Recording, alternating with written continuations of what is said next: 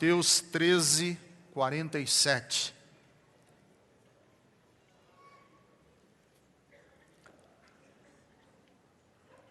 Série de mensagens que eu prego aqui na Bethesda, nas parábolas. Hoje nós vamos falar da parábola da rede.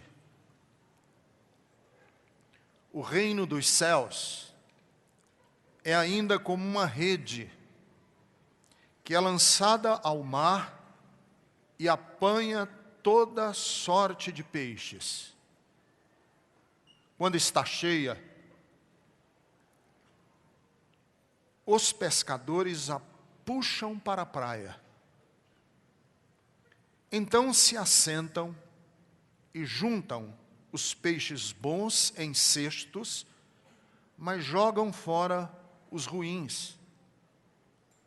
Assim acontecerá no fim desta era.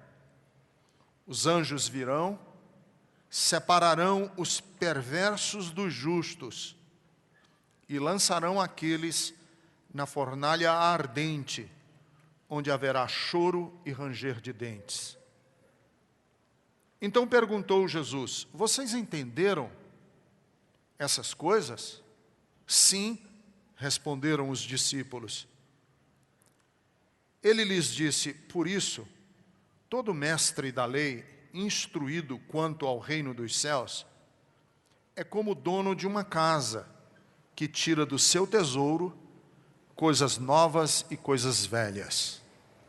Deus, eu quero te pedir que a palavra hoje seja uma expressão verdadeira daquilo que tu queres falar. Eu me jogo nos teus braços para que o Senhor me use como o Senhor aprouver, na minha fraqueza, na minha fragilidade, na minha finitude. Mas eu preciso agora da intercessão do Espírito Santo, em o nome de Jesus. Amém e amém. Nesse capítulo 13 de Mateus, 3 parábolas dizem respeito à agricultura. São parábolas que lidam com agricultura. Lembrem-se que naquela época não havia o grande agronegócio. Não havia grandes indústrias agrícolas. Havia o pequeno agricultor. Dessas parábolas da agricultura, Jesus insere uma sobre pesca, que também naquela época não havia a indústria da pesca. Havia o pequeno pescador que pescava a pesca da subsistência. E é interessante que nas parábolas agrícolas, ele fala a primeira parábola agrícola é a parábola da semente. Um agricultor saiu para semear, e ele lançou a semente, ele lançava a semente, e a semente caía em terrenos diferentes. Caiu num terreno que era duro, caiu num terreno que era pedregoso, caiu num terreno que estava cheio de espinhos e ervas daninhas, e caiu num bom terreno. Então vejam, a parábola do semeador é uma semente e vários tipos de terreno. Uma semente e vários tipos de terreno. A semente é a palavra de Deus. E o terreno e os vários tipos de terreno, o coração de homens e de mulheres. Existem vários tipos de terreno, que é o seu coração. Eu, por exemplo, quando prego hoje de manhã, eu sei que a palavra que eu estou lançando aqui, como se eu fosse um semeador, estou lançando semente hoje de manhã aqui, essa semente vai cair em diferentes corações. Tem gente aqui que veio porque a mulher trouxe, insistiu, seu coração está na televisão, está na Fórmula 1, você está pensando em outras coisas. É um terreno duro. O que eu for falar para você hoje aqui e nada vai ser a mesma coisa. Você vai sair até resmungando de ter vindo aqui nesse ambiente tão quente. Tem outros terrenos que são mais cordatos, mais receptivos. Esses terrenos mais cordatos e receptivos também têm diferentes tipos, né? Há diferentes interesses aqui, quando a semente, que é a palavra de Deus, é lançada. Depois Jesus conta uma outra parábola, que é a parábola do joio e do trigo. Aí é o contrário. Se na parábola do semeador é uma semente e muitos tipos de terreno, na parábola do joio e do trigo, são 2 tipos de semente para um coração. O coração de cada homem e de cada mulher pode receber 2 tipos de semente e desenvolver 2 tipos de fruto, trigo ou joio.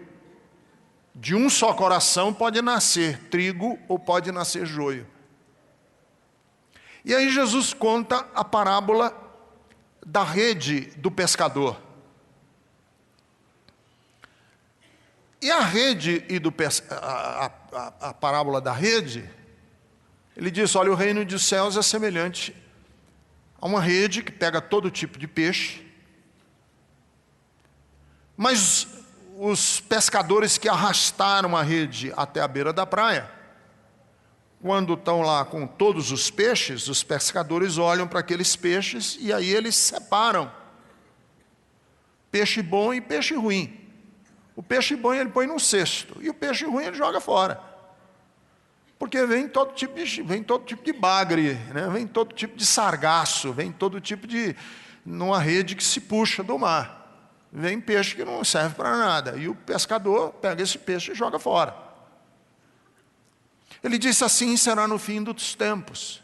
Os anjos de Deus vão pegar a rede da palavra que trouxe tudo, trouxe todo tipo de peixe, e aí eles vão separar o que é e o que não é. Então, essa parábola, ela é muito interessante porque é uma parábola que lida com o fim, não com o começo, com o fim. Porque não importa como foi que o peixe chegou na rede, importa que no dia em que a rede for ter que separar um dos outros, qual é o tipo de peixe que está lá dentro. Então não é o processo de pescar, é o processo de separar peixe de peixe. Porque na pesca vem tudo. É na separação do peixe que a gente sabe quem é quem, o que é. Então é uma parábola que fala para nós não sobre os nossos começos. É uma parábola que fala para nós sobre como nós vamos terminar a nossa jornada aqui na terra. Porque todos nós, um dia, vamos estar nessa qualidade do peixe,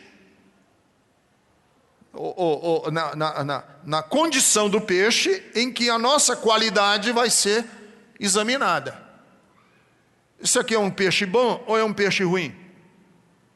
Ricardo Gondim é bagre, ou Ricardo Gondim é atum?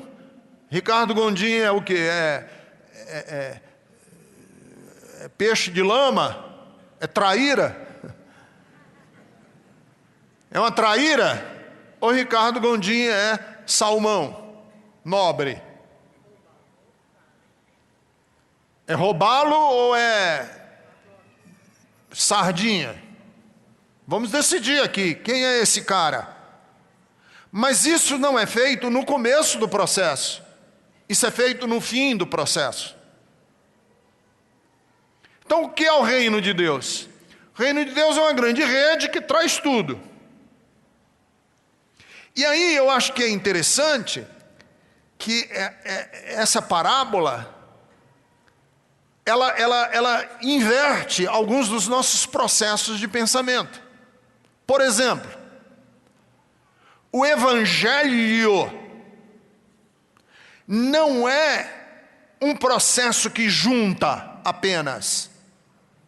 O Evangelho é um processo que separa. Está na parábola. A pregação junta um monte de gente, junta um auditório, junta 3.000 pessoas. O Evangelho vai separar nessas 3.000 pessoas quem é bagre e quem é salmão. O Evangelho, então, é um processo. A mensagem do Evangelho não junta apenas. A mensagem do Evangelho também purga, limpa os auditórios.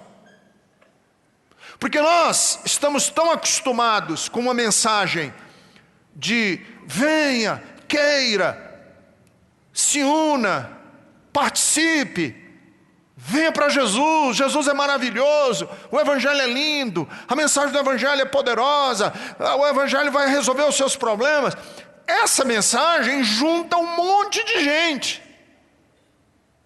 Mas o Evangelho, quando toda essa gente está reunida, vai fazer agora o processo de separar quem é quem. Portanto, o Evangelho não é apenas uma mensagem de ajuntamento. O Evangelho é uma mensagem que separa, que limpa, que descarta, que separa e diz, você não participa aqui, você não cabe aqui. Você não serve. Isso aqui não serve. Esse peixe aqui não serve. Tira ele. O Evangelho é esse processo de tirar peixe, não é só de juntar peixe. Descarta. Por quê? Porque por motivos que não me cabe agora, nesse amanhã, discutir aqui, a mensagem do Evangelho se tornou ao longo dos séculos uma mensagem popular. A pregação do cristianismo virou até moda em alguns lugares. Teve uma época aí que era moda artista se converter, jogador de futebol ser de Jesus, dar testemunho, virou moda. Empresários dizerem que as empresas dele, virou moda, era uma coisa chique. Ser do Evangelho virou bacana, virou elegante, virou bonito, virou uma coisa legal, ser de alguma igreja evangélica.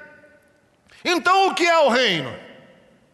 O reino é o processo de limpar o sargaço das pessoas que se juntaram ao Evangelho por motivos que não são verdadeiros. Tem que tirar, porque senão fica tudo contaminado, ninguém sabe mais o que é o que é. Porque junto na rede veio peixe, veio lama, veio sargaço, veio camarão, veio um monte de coisa, e eu tenho que separar. Então a mensagem do Evangelho é: quais são os motivos que lhe trouxeram aqui? Porque os motivos que lhe trouxeram aqui, se eles não forem justos e verdadeiros, eu tenho a tarefa como pastor de pregar uma mensagem que separa quem é quem. Porque tem gente que está aqui com as motivações as mais variadas possíveis hoje de manhã. Claro. Tem gente aqui que está aqui com razões nocivas. Tem gente que se une ao Evangelho por questão até de maldade. Tem gente que se converte por maldade. Uma vez uma pessoa me falou que teve uma moda aí nas igrejas evangélicas que o pessoal estava fazendo oração torta. Vocês sabem o que é oração torta? É oração de maldição. Senhor, eu quero te pedir agora, em nome de Jesus, que tu estrague a vida do fulano, Senhor. Não deixa ele dar certo, porque ele não... Entendeu? É uma oração torta. Ora, se você segue o Evangelho porque você quer que Deus vingue você, e Deus seja vingador dos seus desejos mais baixos, você está com a motivação errada. Se você está no Evangelho por razões interesseiras, se você veio para a mensagem do Evangelho por razões egoístas, ou como uma fuga,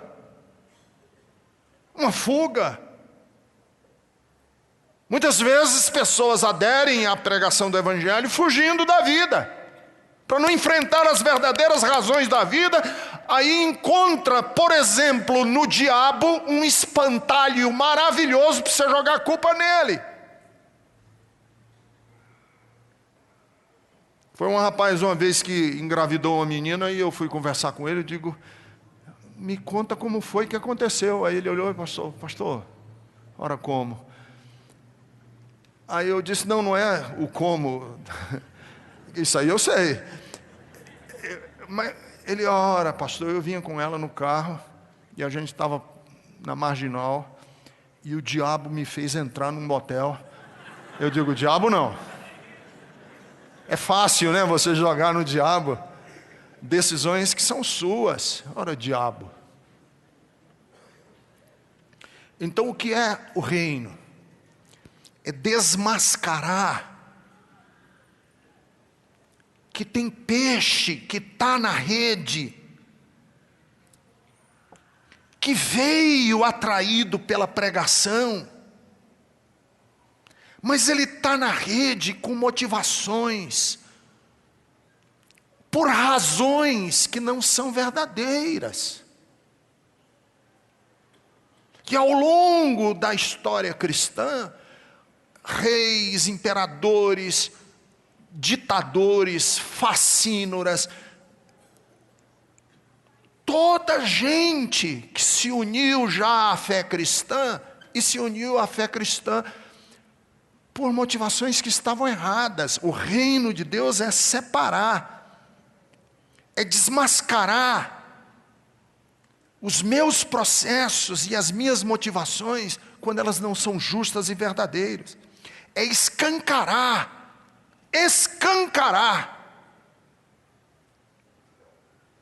que existem sim pessoas que estão na rede, atraídas pela pregação, mas são peixes para serem jogados fora. Lobo vestido de ovelha, sepulcro caiado. A segunda coisa dessa mensagem que me chama muita atenção é lembrar a todos nós que a pregação do Evangelho oferece a cada um de nós novos começos. O que é a pregação do Evangelho? A pregação do Evangelho é oferecer a você que está aqui hoje de manhã a possibilidade de um novo começo. Eu acredito em novos começos. Eu acredito que a mensagem cristã é a mensagem da ressurreição. Não só a ressurreição última, não só ela, mas não só ela, a ressurreição de segunda-feira de manhã, a ressurreição do seu casamento, a ressurreição das suas emoções, a ressurreição dos seus sonhos. Eu acredito em ressurreição, eu acredito que a mensagem do Evangelho é o daqui para frente. Mensagem do Evangelho é daqui para frente, amigo. Paulo diz, esquecendo-me das coisas que para trás ficam, eu sigo para o alvo. Esquecendo, deixa para trás, vou em frente. A Bíblia diz em Hebreus, nós que estamos rodeados de uma tão grande nuvem de testemunha, vamos deixar todo o peso e todo o embaraço que atrapalha a nossa carreira e vamos correr a carreira que nos está proposta. Deixa para trás o que está lhe impedindo de correr e corra. Essa é a mensagem cristã. Agora, o Evangelho oferece novos começos, mas compete você decidir os seus finalmente. O começo é uma mensagem e uma oferta evangélica. Os finalmente é como você vai se comportar. É como você vai fazer. O que você vai fazer com a mensagem que você abraçou de um novo começo? O finalmente é você que decide. É você quem determina. É você quem vai fazer. Porque o reino de Deus é uma rede que traz todo tipo de peixe. Mas o processo de separar peixe de peixe é só nos finalmente. Não é no começo. Vem de tudo. Então é assim, tem um monte de peixe bom que vira peixe ruim.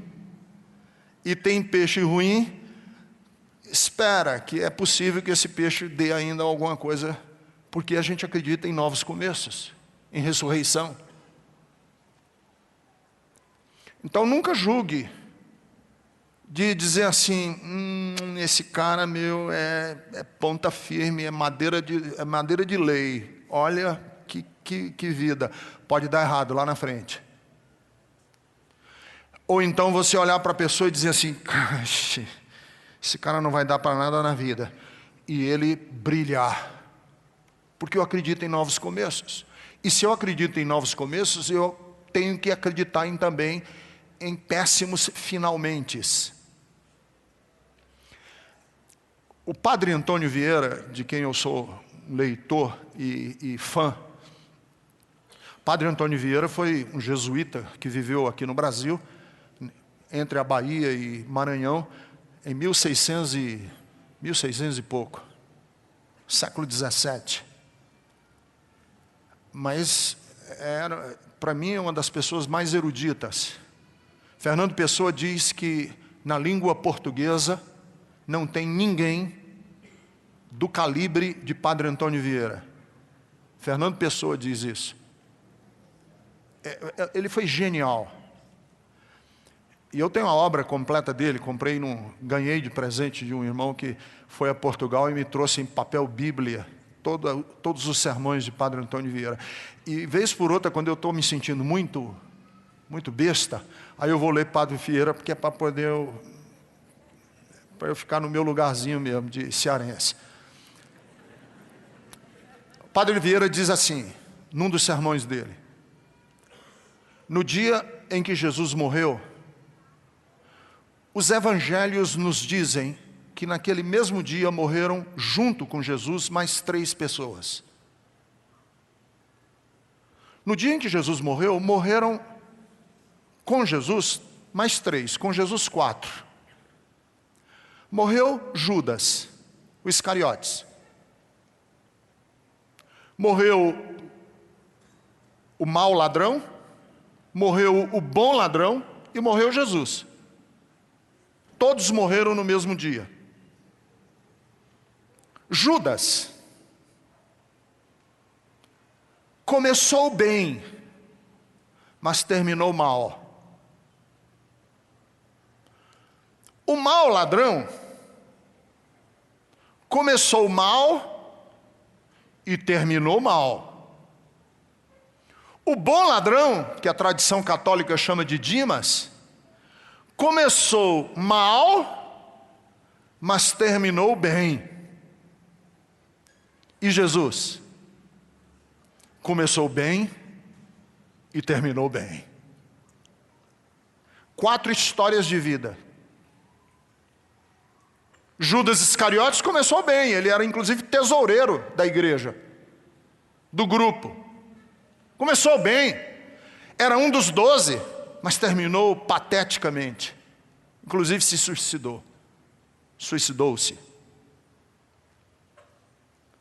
O mau ladrão, o que escarneceu de Jesus e disse, tu és mesmo filho de Deus, por que você está aí? Por que você não sai daí? Por que não tira a gente? Começou mal, ele era ladrão e terminou mal, blasfemando.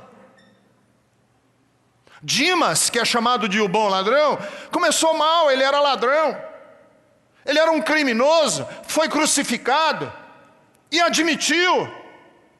Mas terminou bem, porque foi ele que ouviu dos lábios de Jesus, hoje estarás comigo no paraíso. E Jesus começou bem e terminou bem. A parábola da rede, o que é? Os começos não são tão importantes quanto os fins.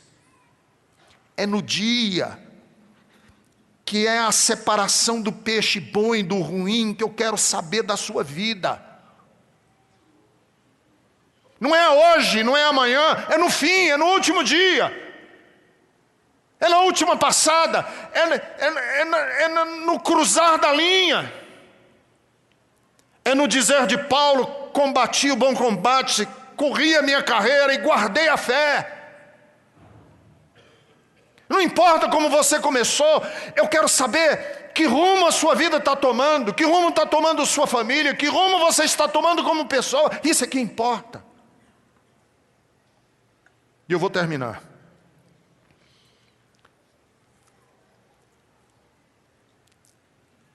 O reino não é bem a rede. O reino é a separação dentro da rede. Portanto, eu fico pensando assim: o reino de Deus nos convida a nós repensarmos sobre o que a gente faz com o nosso destino. Porque eu sempre tive a ideia assim: a rede é a igreja, que traz todo mundo para dentro da igreja, e aí Jesus separa dentro da igreja peixe bom e peixe ruim. Aí eu pensei, não. Por que a gente não pode pensar nessa rede como a vida, como o mundo, como a nossa história?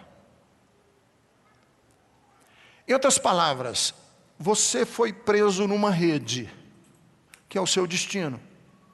Que eu não gosto dessa palavra destino, porque tem muito negócio de fatalismo, e eu sou absolutamente contrário a fatalismo e a destino. Quando eu digo destino aqui, eu digo assim: são as circunstâncias da sua vida que você não escolheu. Você não escolheu, eu não escolhi as circunstâncias da minha vida. Eu não escolhi ser filho de um paulista do interior de São Paulo, de Garça, e de uma cearense. Eu não escolhi isso. Eu sou filho do Heródoto e da Glícia. Eu não escolhi ser esse canhoto. Eu não escolhi ter passado a minha infância inteira estudando em colégios públicos. Vocês não imaginam como eu gostaria, como eu quis, quando eu era criança, estudar num colégio de melhor qualidade, e não podia. Porque meu pai não podia pagar a escola para mim, e eu estudava em colégio público, e eu passava na frente do colégio 7 de setembro, que era um colégio nobre da cidade, e eu morria de vontade de um dia estudar lá para poder crescer mais. Mas eu não tive essa oportunidade. A vida não me deu essa oportunidade. As oportunidades que a vida me deu, algumas boas, eu não estou só falando de coisa ruim, não. Eu não escolhi as coisas que me vieram às mãos. Muitas delas eu não tive nem opção e nem escolha. A vida me colocou numa rede. Pense num peixe que está preso numa rede, está batendo na rede e dizendo assim: pô, mas como foi que eu vim parar aqui? A rede passou e te trouxe. E aí a mensagem do Evangelho é a seguinte: não importa como, em que circunstância, do que jeito a sua vida se desenhou, importa o que você fez com a sua vida, preso nas malhas de uma rede. Preso nas malhas de uma rede foi que eu fiz da minha vida. Preso nas malhas da minha circunstância, o que foi que eu fiz da minha vida? Porque teve gente aqui que nasceu com uma deficiência física grave.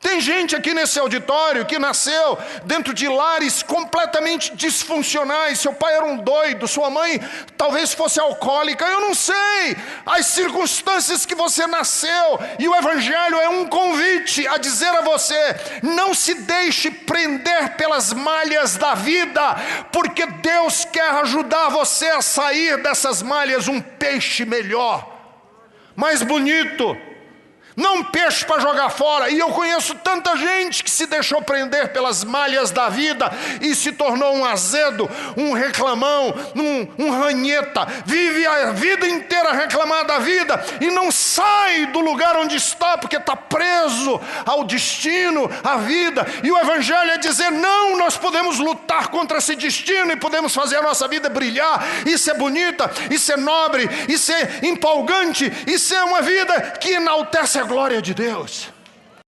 É isso que eu quero que você tenha.